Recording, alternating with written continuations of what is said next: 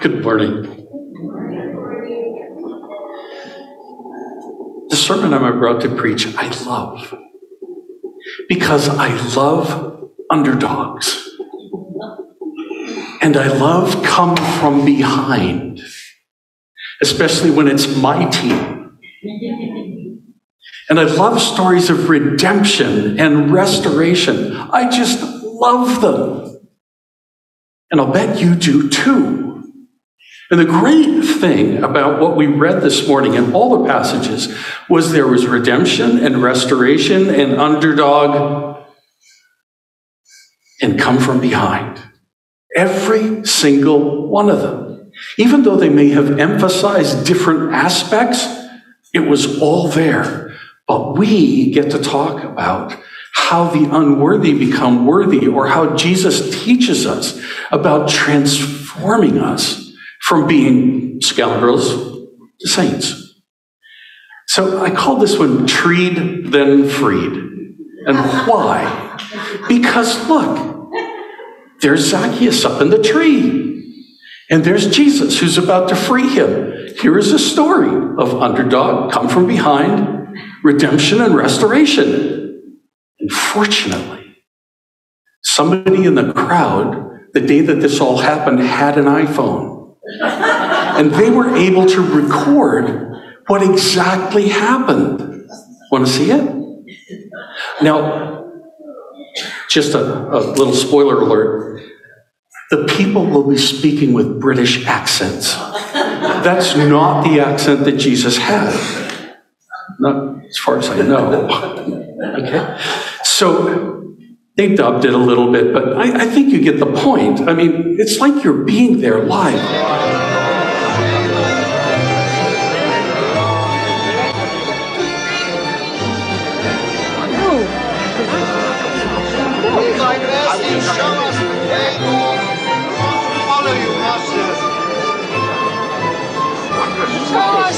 Show us the true way.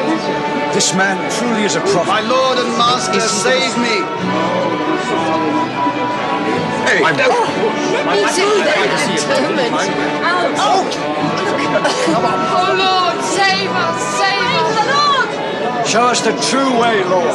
You stop. Move out of the way.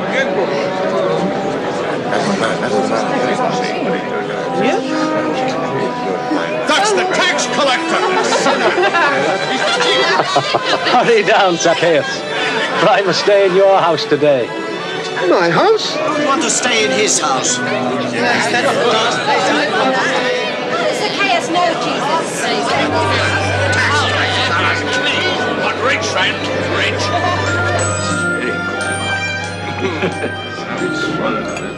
Oh, yes, it is. Yes, excellent. Listen. I give half of my belongings to the poor. And if I have cheated anyone, I will pay him back 4 times as much.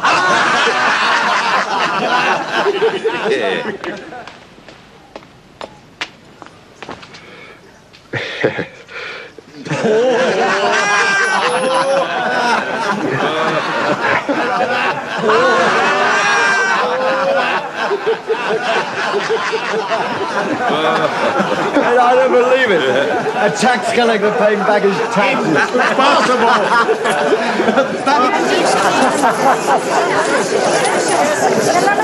Salvation has come to this house today, for this man also is a descendant of Abraham. The Son of Man came to seek and to save the lost. Don't you think that's exactly what it was like? I like that particular version because I think that's what it must have felt like.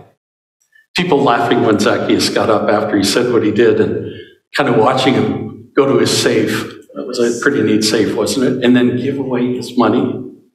And Jesus said, salvation has come to this house.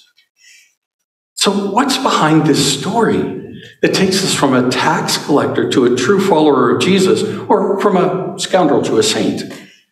Well, in many respects, we're all wannabe talls. Here's what I mean by that. A tall is a person like Zacchaeus, whose name ironically meant pure. Isn't that interesting? Because he was an influential chief tax collector, not just the ordinary Joe tax collector. He was the head guy. He set policy. He made sure everybody was happy. It tells us in the text that he was wealthy, rich. He was curious. This is one of the things I love about him most. He was seeking to see Jesus. And when he realized that he was kind of behind the eight ball, he became strategic. Did you see him crawling through the crowd? And he realized, I'm not going to get there. So he disappears, and you think, oh, he's gone. And suddenly, and I don't know how this happened this quickly, he's already up in a tree by the time Jesus walks by seconds later. So this guy knows what's going on. He's always looking to be the advantaged one, climbing that tree to get a better view. And Jesus recognizes him and says, Zacchaeus, come down. Do you think on the way to the city where Zacchaeus lived, people were talking about, oh yeah, and we're going to run into this guy Zacchaeus? And finally, he was envied. Zacchaeus, come down. I'm going to stay at your house. And I love when he's up at the tree and he goes, my house? And he makes his way down very quickly. And did you notice how Jesus receives him? And Zacchaeus doesn't break a gaze with Jesus. He just kind of looks in his eyes, almost like they fall in love with each other. What is happening? So this is all tall stuff. This is stuff that we typically think about as on the positive side of who we are. But Zacchaeus, ironically, is kind of a smalls guy. And we're kind of like that too. No matter how tall we are, there are aspects of us that are a little small. So, small in his senses, he was gaslighted. People grumbled about him, telling everybody around what his reputation really was. They were prejudiced against him. He was a sinner.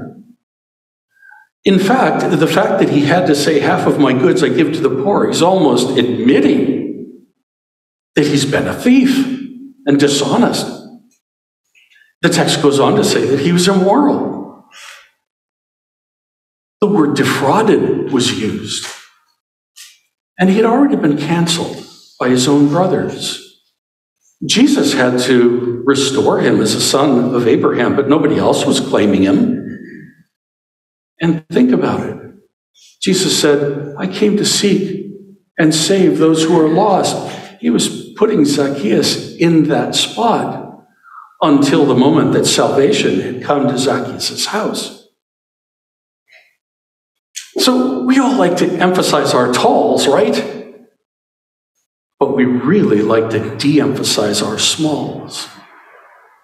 So what's your small? What's that little part of your life that you don't want to admit to anybody? In fact, even in those quiet moments when you're all alone by yourself, you don't even like to think about it yourself. But isn't it strange how in those quiet moments, those inadequacies, those small things come to your memory, one after another? You know when it hits me? At 2 or 3 in the morning when I wake up for whatever reason. And then I try to go back to sleep. And I'm lying there saying to myself, don't think of, and a thought comes to mind. Stop thinking about that. You're not going to be able to go to sleep. It's like, well, a friend of mine said in a sermon one time, don't anybody think of donuts. What just happened? You all pictured a donut. You probably all pictured your favorite kind of donut. But when it comes to small stuff, these are not your favorites. These are the things you want to get rid of. In fact, they may be habits that you've talked to the Lord about over and over and over again. Yesterday, I had the privilege of doing a confession for someone very early in the morning. We had planned to get together. This guy's a candidate for ordination, and so we went through the penitential rite, Form 2. And we got to the point where confession was a part, and we were reading together the sentences about confession. And then there's 3 dots at the end of the sentence. That's where you confess all the things that make you smalls. I think he'd been practicing because he immediately said one thing. I was kind of waiting for a few things, but he said one thing. And I thought, wow, he's thought about this. He knows it. You think about it too, don't you? The things that have gone wrong, the relationships that haven't worked, the things you wish you hadn't said, the times that you stuck something in your pocket. I don't mean just your physical pocket, but the pocket of your mind.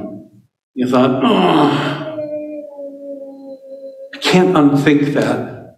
I can't unsay it. I can't undo it. It's a small. I'm sure it's going to count against me when it comes to redemption. I'm sure it'll be negative on the balance sheet of restoration. I have good news for you. Even though we try hard to compensate, even though we'll receive Jesus joyfully, or we'll give to the poor, or we'll try to do reputation repair, there's something more that Jesus does for us. The only way to salvation is Jesus' declaration of grace. Now, I know as we went through that story, and as you saw it from the iPhone version, you might have been thinking at the end of the story, oh, so there is salvation by works.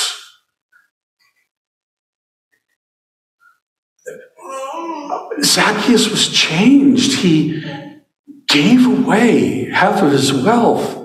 He gave to those who he had defrauded, and he knew who they were. 4 times the amount. And it was after that that Jesus said, salvation has come to this house, so you could be led to believe, well, if I do all those things in redemption and restoration, maybe I'll be the underdog that succeeds. But that's not what it was about. Look quickly at what Jesus said. And Jesus said to him, today salvation has come to this house, since he also is the son of Abraham, for the Son of Man came to seek and to save those who were lost. What's the key here? Zacchaeus was in a covenant relationship with God already. He was a good Jewish boy. They gave him a good Jewish name, Pure. And Jesus was saying, your heart has changed. I see that. And remember, it's only Jesus that can see the heart change. Your heart has changed. I see that. Now, you've fallen in line with grace. You've fallen in line with the character of God. You've fallen in line. Today, salvation has come to your house. Welcome back, brother Zacchaeus. You are redeemed. You're restored.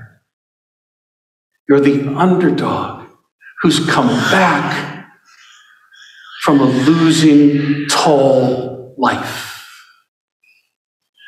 from a losing, small existence. You're back. Only Jesus could have made that declaration. The Son of Man comes to seek and save those who are lost.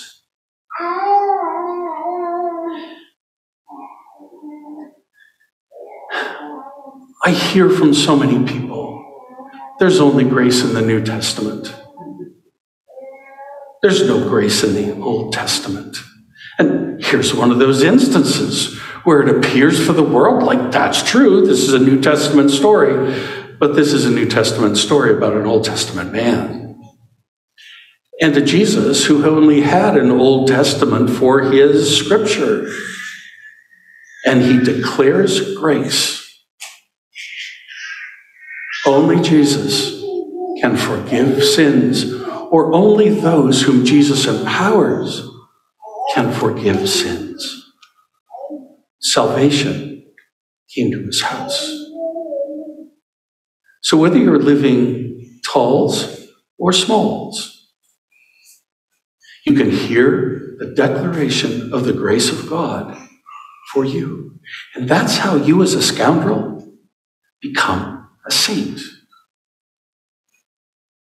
You're no longer treed, but you're freed in God's amazing grace. So when you look in the mirror and ask yourself, are you treed or freed?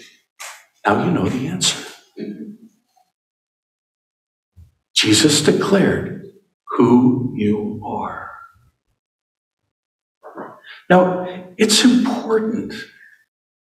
It's important to be congruent with that declaration.